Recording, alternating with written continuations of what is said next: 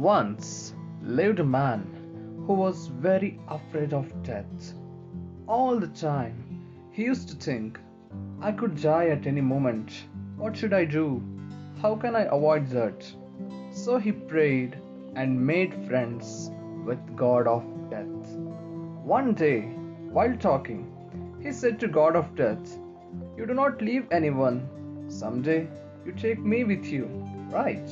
The God of Death replied, The one who is born in this world have to die. This is eternal law of universe. That's why my hands are tied. I have to do it. But if there is anything other than that you want me to help with, tell me. The God of Death asked the friend. Man said, Then I only want that you write me a letter few days before coming to take me with you, so that I can complete all my work which was still pending. I can explain everything to my children, hand down all the responsibility and business to them, and use my rest of my time to worship God before leaving this world.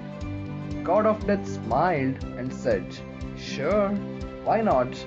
I will send you 4 letters, not one. Don't worry, I will give a lot of time between the 4 letters so that you can do the work consciously. Man was very happy. He did not felt any fear of death like he used to have before. He thought, if I complete all my tasks before leaving, then the gods also will welcome me. Years passed.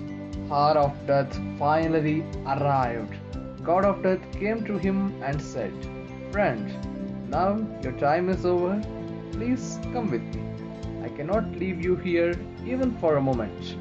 Man was shocked. He raised his eyebrows and said, How can you call me a friend? Are you not ashamed of yourself for betraying me? You had promised me that you would write a letter before coming, but now suddenly you came to take me with you without any prior notice. You did not keep your promise.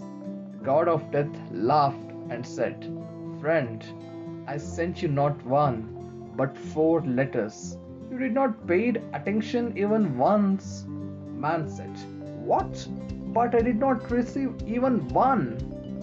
Do you have any proof that you sent me letters? God of Death said, Yes, I have all the 4 letters with me right now.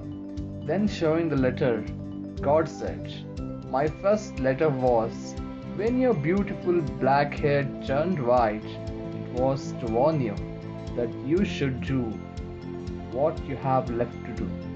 But you made your hair black again by applying artificial colors, hair dyes, and till today, my white letters are written on your head, lost in your dreams of becoming young again. A few days later, I sent a second letter. It was when light in your eyes began to dim. Still, by putting thick glasses on your eyes, you again started to see the world instead of closing your eyes from the side of the world for 2 minutes and meditate on God. Even after this, you were not careful. Then I felt very sorry for your plight. As a friend, I sent the third letter. This letter was when your teeth were shook and broke. You did not even respond to this letter, but got dentures and forcibly start savoring the material things of the world. I was very sad that I am sending you warnings thinking of the way to tell you that you have a very little time left for you, but you are always ready to take a new artificial path to ignore those warnings.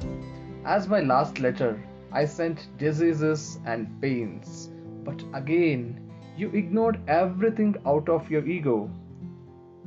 Hearing this, man started weeping about these letters sent by God and started repenting and admitted that he did not read these letters full of good warnings in ignorance.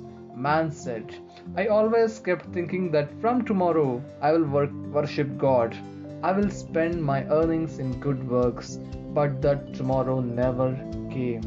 When that man did not see any way to extend time of his life, he tried to bribe God by offering all the money he earned till date.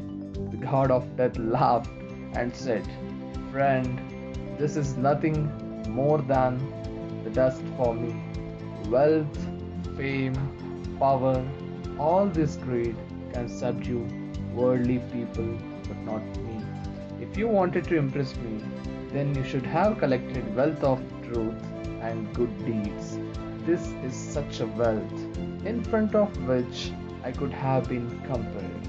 I could have been forced to reconsider my decision. But what you have is this money only. All your money, land, and property, all the wealth stored in the world will be left here when you leave. So, the learning we get from this motivational story is there is only one truth which is unchanging, that we will surely die one day.